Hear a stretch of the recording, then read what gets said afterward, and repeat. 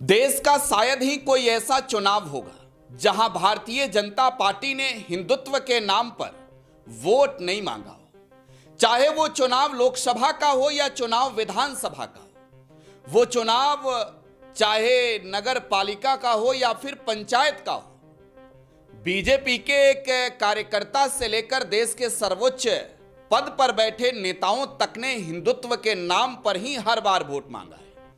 देश के प्रधानमंत्री से लेकर देश के गृह मंत्री तक, बीजेपी शासित राज्यों के मुख्यमंत्रियों से लेकर देश के हर एक बीजेपी नेता जब भी चुनाव की घड़ी नजदीक आती है, हिंदुत्व का राग अलाप कर हिंदुओं से वोट मांगते हैं। वो कहते हैं कि हिंदुत्व खतरे में, वो कहते हैं कि हिंदू खतरे में, वो कहते हैं कि हिंदू राष्ट्र बनाना है।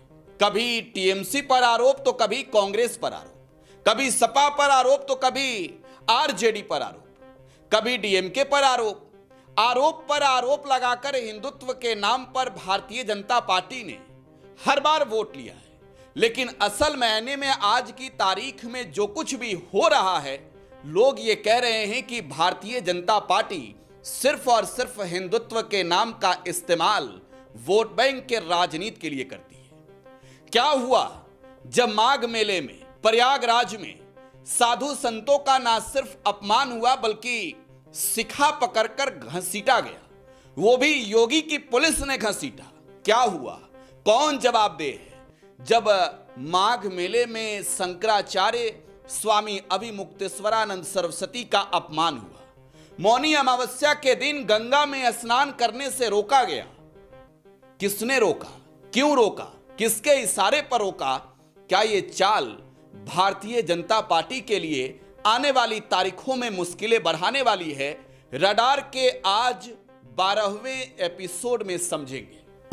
नमस्कार, टुडे बिहार न्यूज के पॉलिटिकल शो रडार में इस वक्त आप मुझे देख रहे हैं। मेरा नाम है प्रकाश सिंह।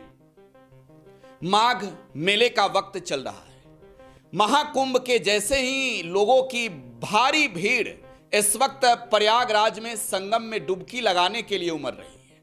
मौनी अमावस्या के दिन करोड़ों लोग संगम में डुबकी लगाने के लिए गए। इस बीच शंकराचार्य स्वामी अभिमुक्तेश्वरानंद सरस्वती भी गंगा में संगम में स्नान करने के लिए निकले थे।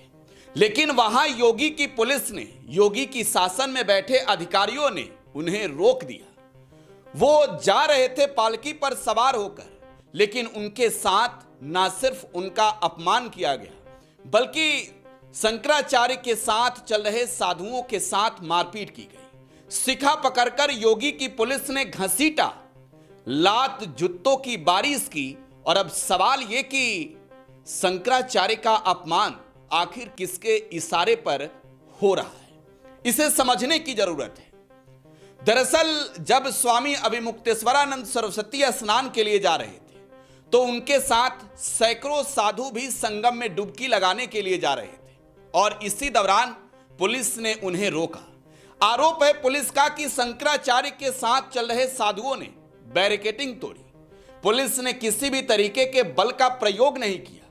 लेकिन कई ऐसे वीडियो हैं जिस वीडियो में साफ तौर पर यह देखा जा सकता है, समझा जा सकता है कि हिंदुत्व के नाम पर वोट मांगने वाली भाजपा की सरकार में साधुओं का शिखा पकड़कर ना सिर्फ घसीटा जा रहा है बल्कि लात जूतों के प्रहार सरेआम साधुओं पर किए जा रहे हैं। मजे की बात यह है कि योगी की सरकार ने अब तक इस मामले में कोई भी कार्रवाई नहीं की है, बल्कि एक नोटिस शंकराचार्य स्वामी अभिमुक्तेश्वरानंद सरस्वती को थमा दिया है।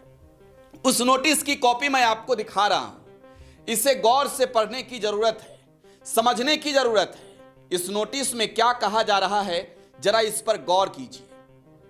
यह नोटिस उपाध्यक्ष प्रयागराज मेला प्राधिकरण के ओर से जारी किया गया है, जिसमें स्वामी अभिमुक्तेश्वरानंद जी को कहा गया है कि आपको सादर अवगत कराना है कि माननीय सर्वोच्च न्यायालय में विचाराधीन सिविल अपील संख्या 30/10/2020 जगत गुरु शंकराचार्य ज्योतिषपीठ एक नंबर अंकित है और उसमें तमाम वो बातें दर्ज की गई है जो मामला कोर्ट में चल रहा है।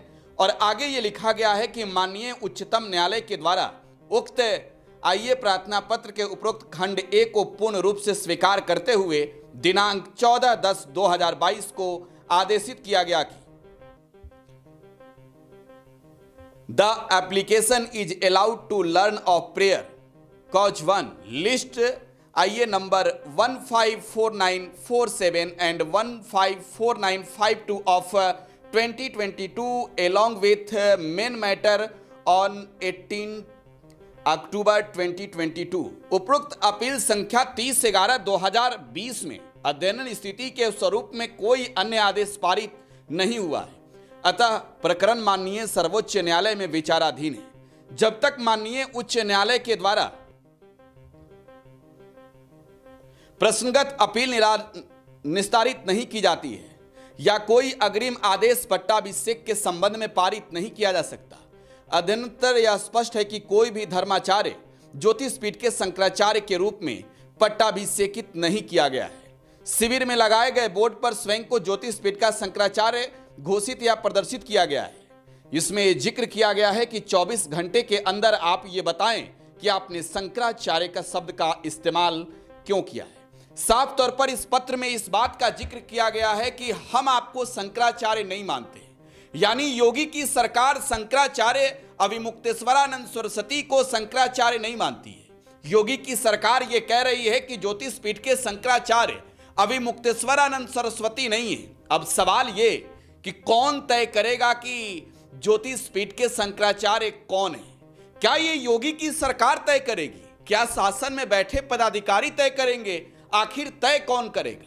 अब इन सब के बीच ज्योतिष पीठ के शंकराचार्य स्वामी अविमुक्तेश्वरानंद सरस्वती का एक वीडियो आया है जिसमें वो बता रहे हैं कि शंकराचार्य कौन बनाते हैं। जरा उस वीडियो को देखिए।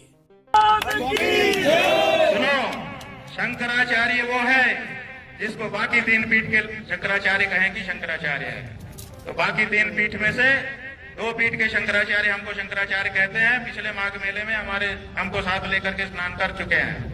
जब स्वयं श्रृंगेरी के शंकराचार्य, द्वारका के शंकराचार्य जी हमको कह रहे हैं कि हम शंकराचार्य हैं, हमको साथ में लेकर स्नान कर रहे हैं, तो आप किस प्रमाण की आपको जरूरत है?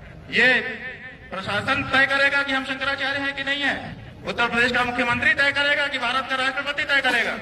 भारत के राष्ट्रपति को भी अधिकार नहीं है कि वो तय करे कि कौन शंकराचार्य है। शंकराचार्य का निर्णय शंकराचार्य करते हैं और हम निर्णित हैं। पुरी के शंकराचार्य जी ने हमारे बारे में कुछ नहीं कहा है। उन्होंने न तो कहा कि ये नहीं है और उन्होंने न तो कहा कि ये है। वो साइलेंट है। उनका जो एफिडेविट सुप्रीम कोर्ट में आया था, पहले बताया गया कि उन्होंने विरोध किया है। जब हम लोगों ने एफिडेविट की कॉपी निकाली, उसमें उन्होंने लिखा हुआ है कि हमसे कोई समर्थन मांगा नहीं गया, इसलिए हमने दिया नहीं है। उनका इतना ही वक्तव्य है।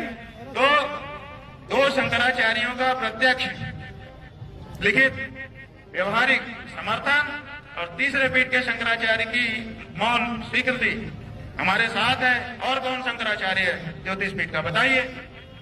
हम हैं ज्योतिष पीठ के शंकराचार्य, निर्विवाद रूप से हैं। और अगर कोई विवाद उठाता है, इसका मतलब कि वो दूषित भावना वाला है।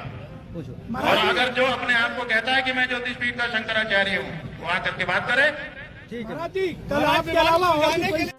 ये वो वीडियो है जिसमें शंकराचार्य बनाने की प्रक्रिया पर सवाल जो योगी की सरकार ने उठाए और कहा कि हम आपको शंकराचार्य नहीं मानते, तो विस्तारित रूप से जवाब देते हुए शंकराचार्य स्वामी अविमुक्तेश्वरानंद सरस्वती ये बता रहे हैं कि जो ये बातें कह रहे हैं कि शंकराचार्य हम आपको नहीं मानते हैं, क्या ये बनाएंगे? क्या राष्ट्रपति बनाएंगे? बनाएगा कौन? वो ये बता रहे हैं कि 2 पीठों के शंकराचार्य ने उन्हें शंकराचार्य माना है और उनके साथ माघ मेले में से पहले महाकुंभ में आस्था की डुबकी भी इसी संगम में लगाई है। हैरान करने वाली बात यह है कि जिस शंकराचार्य पर सवाल आज की तारीख में योगी की सरकार और उनकी पुलिस प्रशासन उठा रही है, यही पुलिस प्रशासन महाकुंभ लगा था तो उस महाकुंभ में शासन प्रशासन में बैठे लोग ही शंकराचार्य स्वामी अविमुक्तेश्वरानंद सरस्वती को संगम में डुबकी कराने के लिए घाट तक लेकर गए थे। दूसरी बड़ी बात यह है कि पुलिस ने साधुओं का न सिर्फ अपमान किया है बल्कि जुत्तों की बौछार की है। एक बुजुर्ग साधु ये बता रहे हैं कि उनके साथ कितनी बर्बरता योगी की सरकार की पुलिस ने किया है, जरा वो खुद आप सुनिए। ये इनकी उम्र है लाठी खाने की।